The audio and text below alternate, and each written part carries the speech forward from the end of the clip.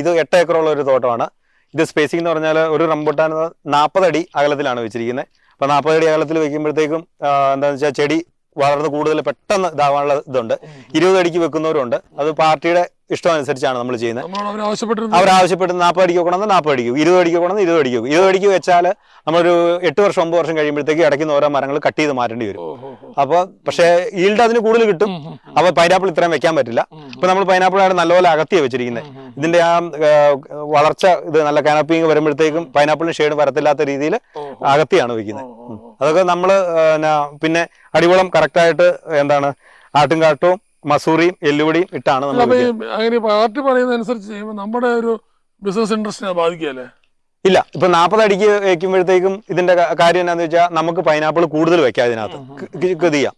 20 അടിക്കാ വെക്കുന്നെങ്കിൽ 4-ാം വർഷം മുതൽ റംബുട്ടാനിൽ നമുക്ക് ആ വരുമാനം കിട്ടും. എവിടെയെങ്കിലും ഒരിടത്ത്